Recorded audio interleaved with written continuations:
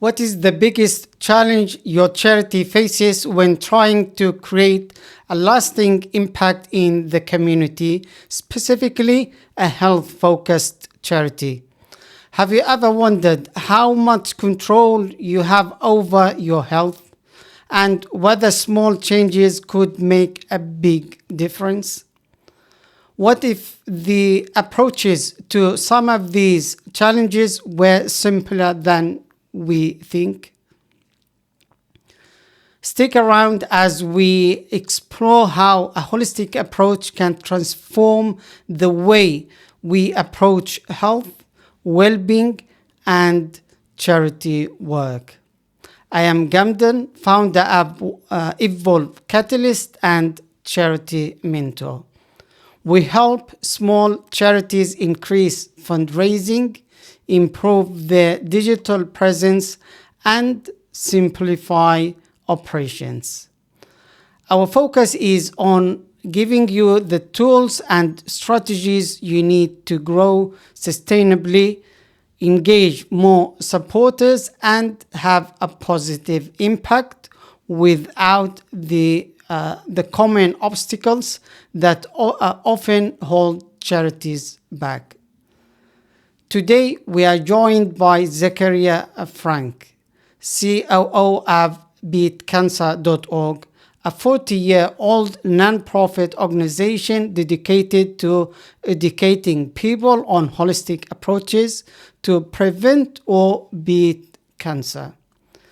Zakariya will share insights on how a holistic approach can transform cancer care and discuss the challenges charities face in making a lasting impact in health and wellness. This conversation will be specifically helpful for those looking to empower their community through health-focused programs and for individuals looking for practical strategies for improving their health. Don't forget to subscribe and follow us for more inspiring stories and practical strategies to take your charity to the next level.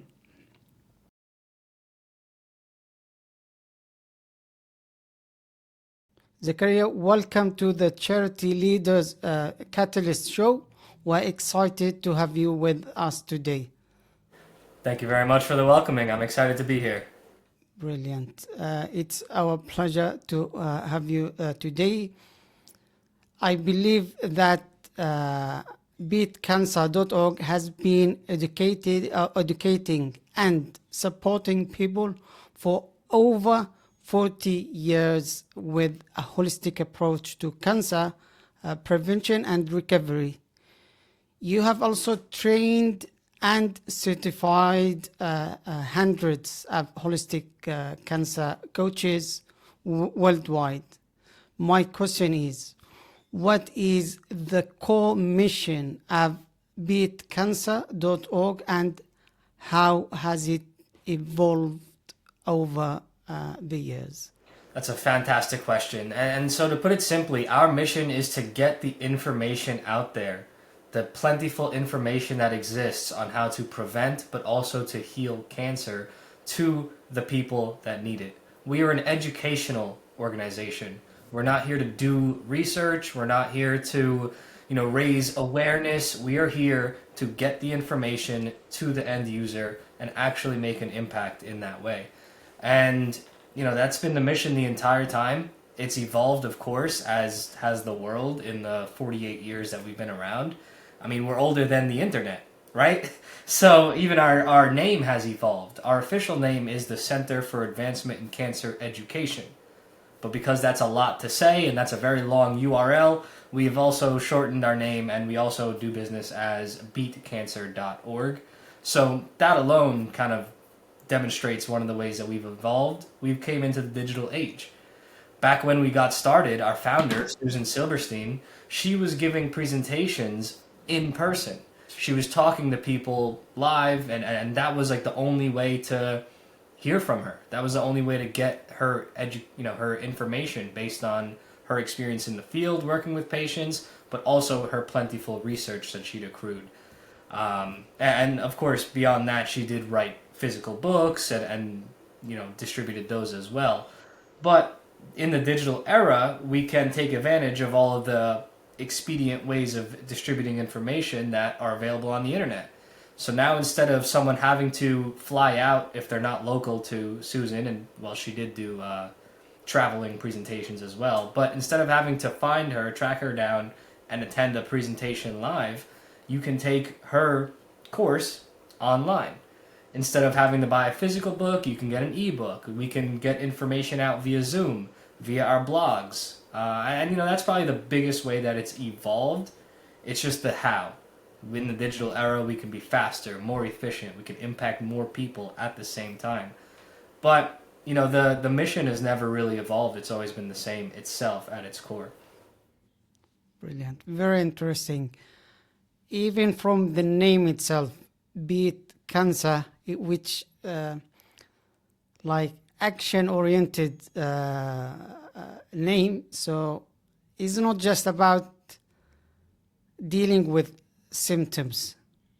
So you try to tackle the root cause of it, either by preventing cancer from the first place or improving the condition over time.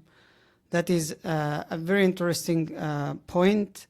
And you mentioned that your charity is an educational organization, and it helps either coaches, so they are qualified to help others.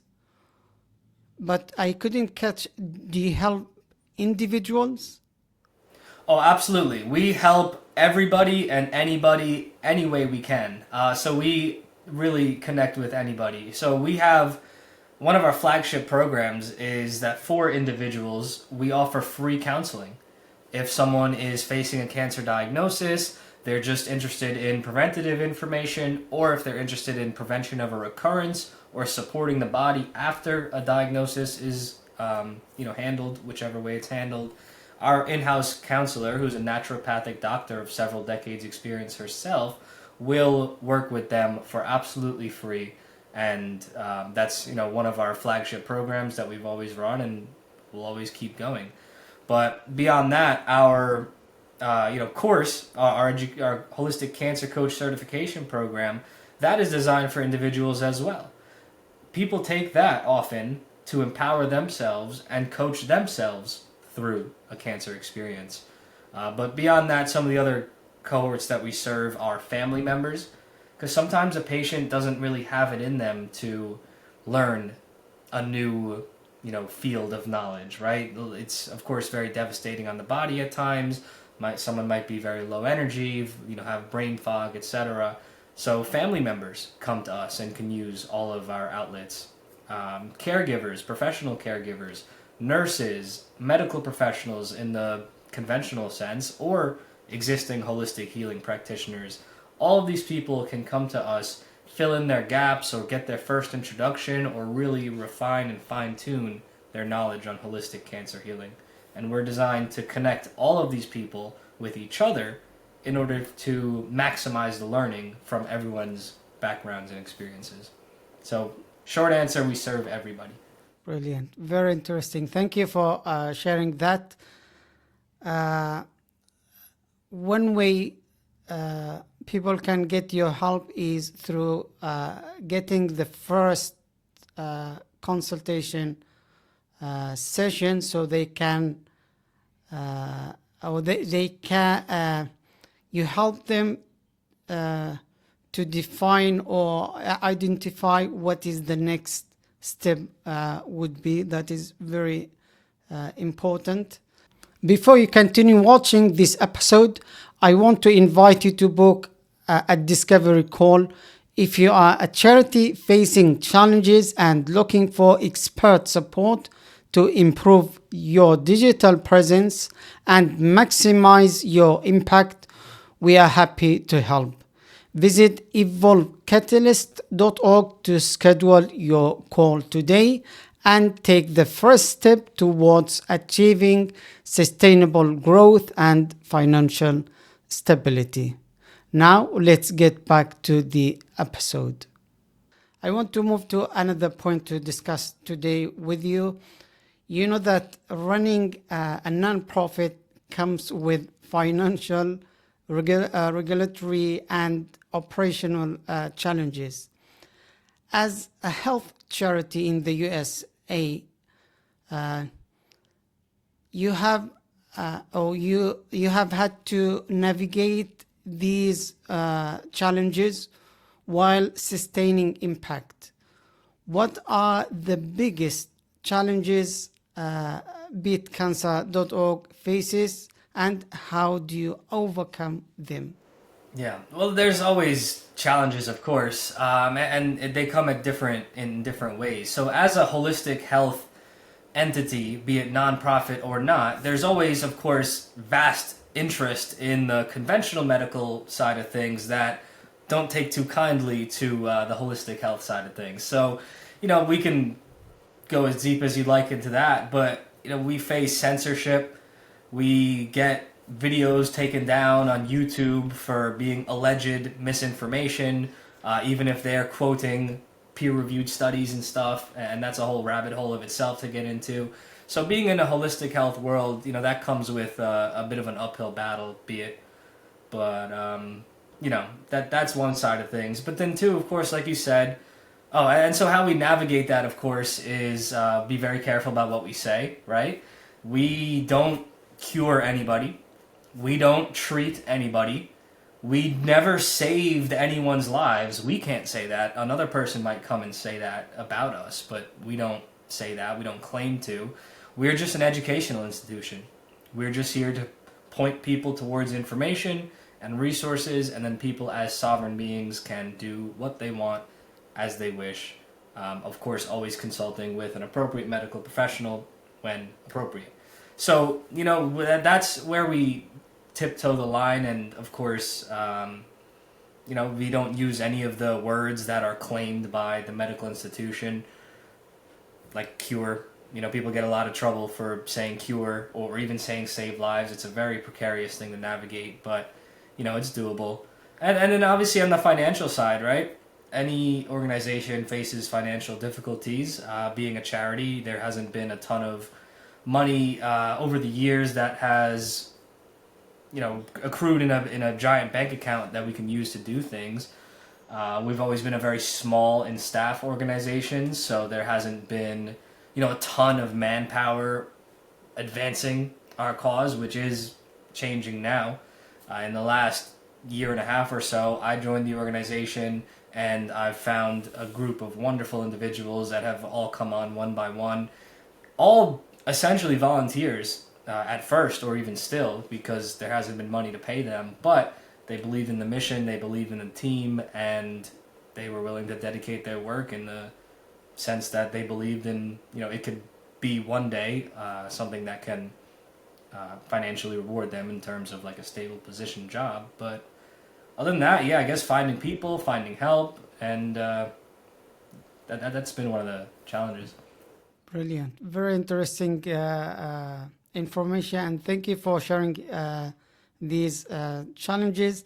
What caught me is about the censorship. I know when you talk about health, you are a health charity, but even when you back up your claim or information with science, you still face this issue. It's a serious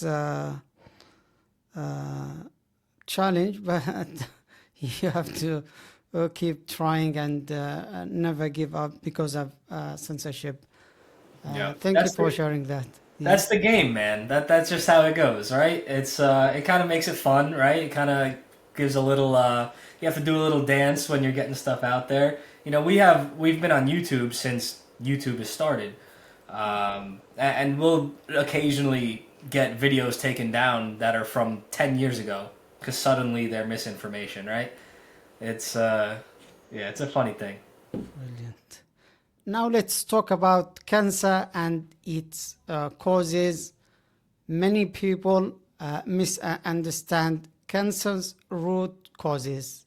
I noticed your work emphasizes prevention and holistic health.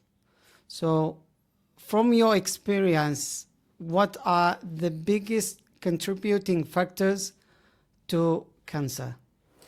There's so many. There's so many. They're so plentiful, and each person's cancer instance is so hyper individualized on what has contributed to it. But of course, there's blanket things that we can address, right? And the two categories primarily are physical toxins as one, and physical toxins can take the form of contaminants in food, contaminants in the air, contaminants in the water, and really those are blanket things themselves that have so many different ways that they manifest as well. So, what are you eating, right? Obviously, there's all sorts of artificial ingredients in a lot of food-like products, and those don't really belong in the body. There's pesticides and even what's so-called natural. There's preservatives. There's all these. It's just a bunch of junk in modern food, and that doesn't belong in the body. What kind of water are people drinking? And the unfortunate reality is, if you're drinking tap water, well, that's pretty nasty. Then we get back to all the chemicals, antibiotics, hormones. There's just a lot of nastiness in the water.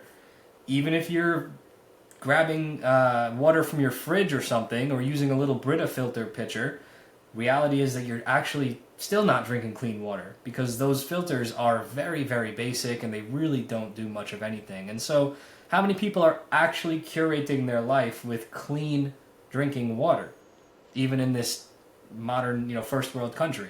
Very few is the answer.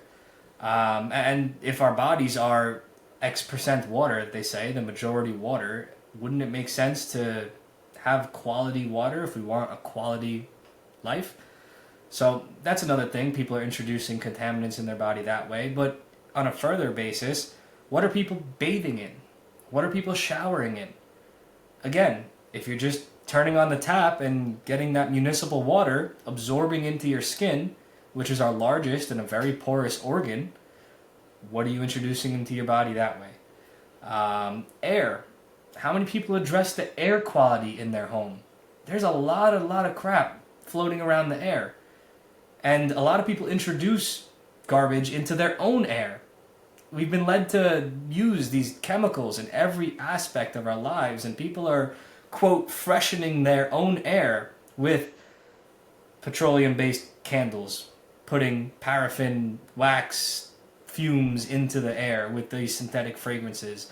People are spraying canned chemicals into the air because they think it smells good. It's very harmful, and when we live in these boxes with poor circulation that we call houses, you're just breathing that in. And that, of course, extrapolates out to anything that you're applying to your house, anything that you're cleaning your house with, because you're going to end up absorbing that one way or another. But also, what are you cleaning your body with? Modern synthetic body products are, again, full of garbage that have no business being in our body. So, you start to look at all these things that people are doing to themselves, let alone the things that are being inflicted upon us in, third-party ways. What kind of lighting are people existing under? Artificial lighting has damaging effects to our cells. All of these things accrue over time into our sum or deficit of our cell's health. And if that deficit gets so bad, it gets to what we call cancer. But we've only even addressed the physical side of things. The other bucket that I mentioned at the beginning is emotional, spiritual, energetic. And a lot of people are living very unwell in this regard as well.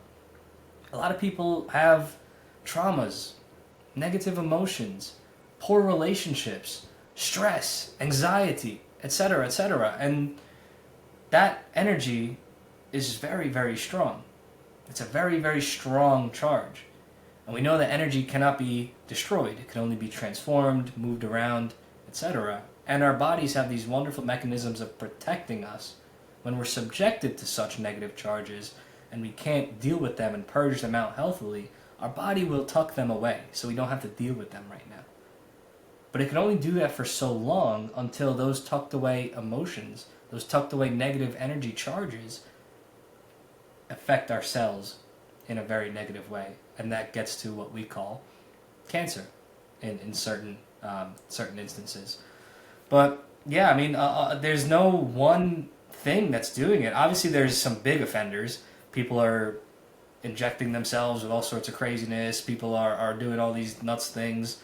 But yeah, I mean, it's a total holistic consideration that we really have to have in order to say what is bringing these states of sickness about.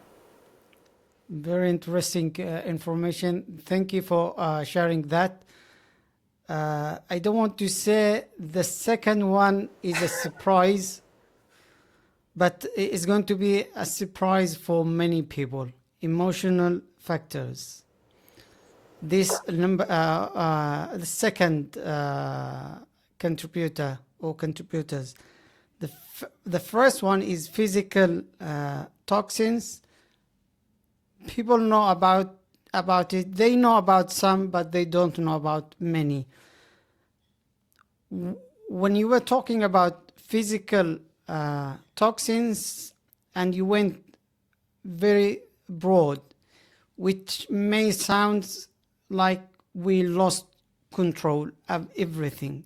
So we don't have control, either food, environment, air, beauty products, and the list is long. If you share one tip, how to avoid, is about reducing toxins. Is that correct? Before you continue watching this episode, I want to invite you to book a discovery call. If you are a charity facing challenges and looking for expert support to improve your digital presence and maximize your impact, we are happy to help. Visit evolvecatalyst.org to schedule your call today and take the first step towards achieving sustainable growth and financial stability. Now, let's get back to the episode. Yeah, that would be a fantastic singular tip to give. Just reduce your toxic exposure. You're never going to get it down to zero, right? And so it's important not to stress and that you can't get it down to zero, because it's just not reality. But if you are genuinely taking steps towards reducing them, maybe because it's a lot to learn. It's a lot to learn. Sometimes it's a lot to buy. Some of it does require replacing products or things that you have with other things. That requires some financial dedication, but do something this week. Study one element. Maybe study your cookware. What kind of cookware are you using? Is that ideal? And then buy some new pots and pans. And then maybe next week or next month, look into something else. It's self-care. Have it be, something that you could just do gradually, and then before you know it, you're living a much healthier life. It doesn't have to be like turning your whole life upside down all at once. Although, you can. Brilliant. Thank you for sharing that. Now we have discussed a little bit, or we have got an overview about cancer and its causes. Let's move forward and talk about your holistic approach to cancer. Your organization provides personalized holistic cancer coaching and services. You mentioned that earlier, focusing on nutrition, lifestyle, and emotional well-being. The question here is, how does your holistic approach to cancer care differ from conventional treatments? Yeah, I mean, in every way, right? From the foundation, we treat people like we don't treat people, right? I'm saying treat, not in a medical sense, but like we view people and talk to people and consider people as whole, entire human beings. We're not here to attack tumors. We're here to see and hear and address people as entire beings and see what's going on with that entire person. what's going on with them physically, mentally, emotionally, spiritually. And this goes back to how they were born, how they were conceived. What was their parents' relationship like? What was their birth like? Like, what is going on from the very beginning of that person's existence here? Not just like, oh, here's a tumor, we're going to cut it out, or we're going to burn it out, or we're going to poison it out, and hope that the body doesn't take so much collateral damage along the way that the person dies. Because that's kind of the conventional approach. They're either going to cut at it, they're going to burn it, they're going to radiate it, they're going to poison it. But what is that doing to that whole person? What is that doing to the cells around that tumor? The answer is not very good things. Like, these conventional approaches are very, very damaging, unfortunately, to the entire person. And that's partly why the instances of recurrence are so high, because the so-called treatments do a lot of damage. But also, we're here to address what brought that about in the first place, because nothing is random. The conventional approach will have you thinking that cancer is random, or it's just some genetic destiny that you're bound to have because, oh, it runs in your family, does it? That couldn't be farther from the truth. Yeah, certain patterns might present in certain families, but what else exists in families? A lot of families do the same things, so of course they're going to get the same results. But if you break the chain of unhealthy habits, you can break the chain of sickness, including cancer. So we're here to empower people, to teach them not just about genetics that might be affecting them, but about epigenetics. Epigenetics is the side of genetics study where your actions, your lifestyle, your day-to-day choices can impact your genetic expression.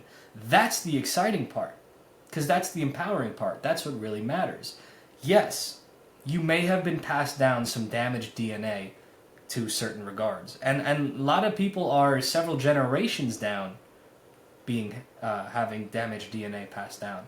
But what you do now impacts how those genes express. And again, that's the complete opposite from a conventional approach.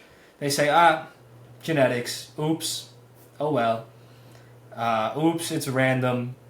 Like, it's a complete disempowered versus an empowered stance. It's like oil and water, really. Yeah, I understand that. Thank you for sharing that information. Sometimes people might need conventional treatments, that is like for emergency and other circumstances. But sometimes we blame things we do, but we try to refer to genetics or family history. That is available not just in cancer, in other health conditions. So as you mentioned, you can do something about it. Yeah, most of the time will depends on the person. Someone who has got a health condition for a few years, not like someone with that for 20 or 30 years. So there is hope, and people should try to do something different. The next part, I want to talk about a book overview.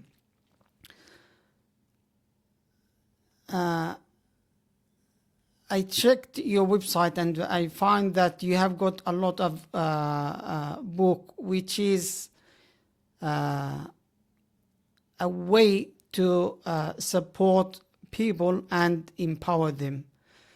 You can look at them as a powerful tool to learn and take action.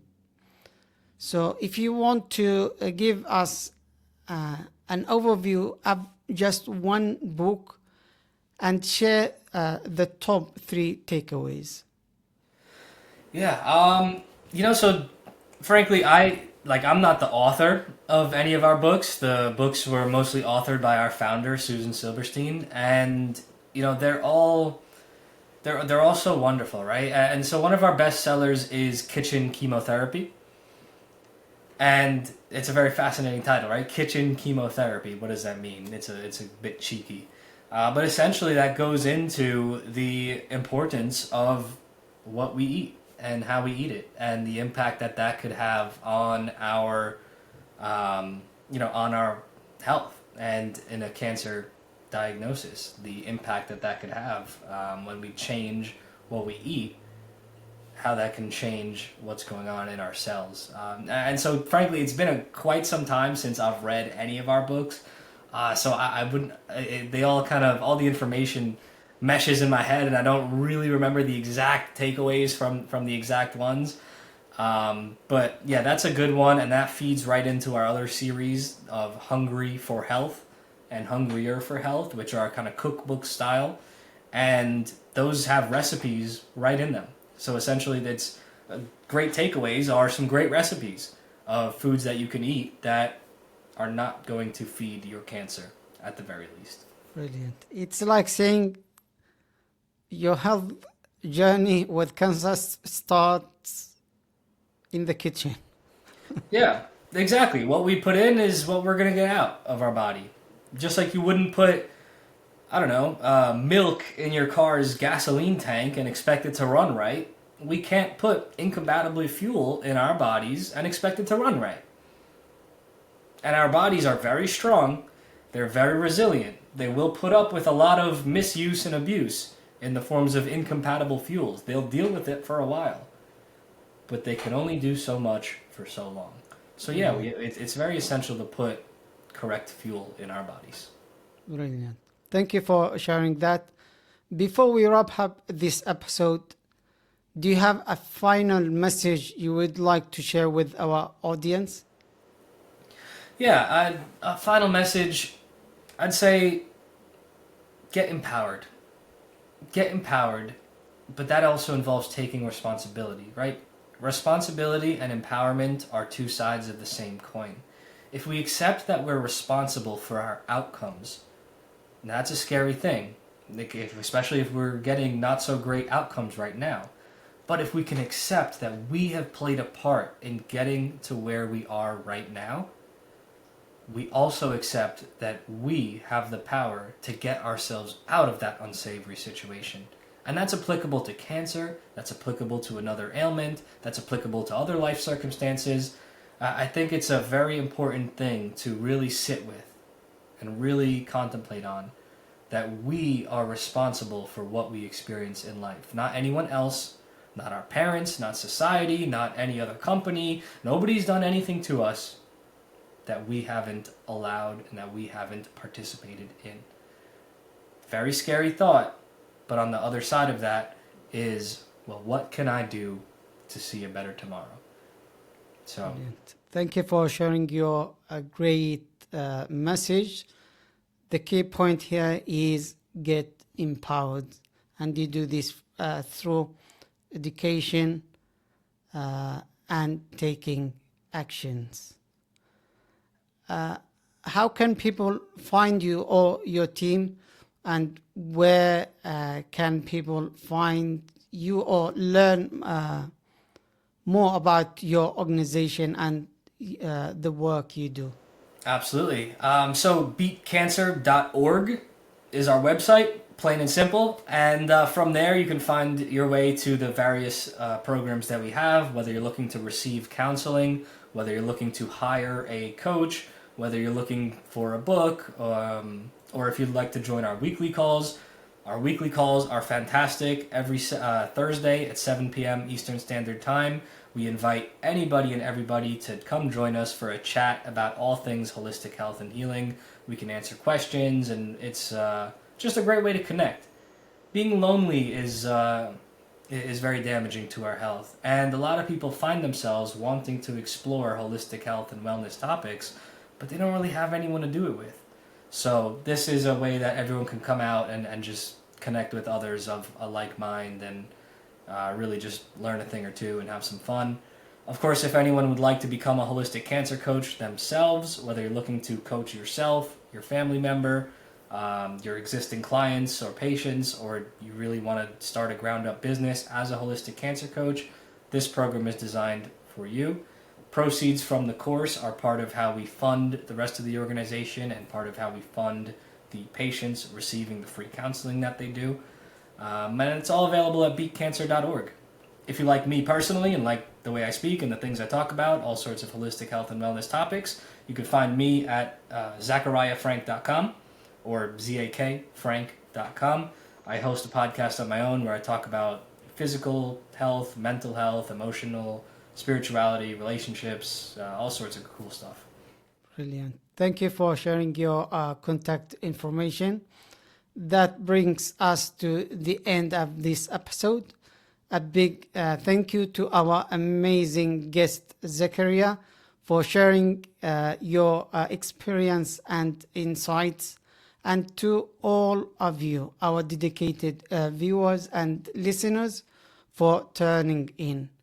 If you found value in today's discussion, we invite you to join our charity community by subscribing or following us for more insights and inspiration. Thanks again, Zakariya, and thank you all for being part of this journey. Until next time, keep making a difference and stay inspired.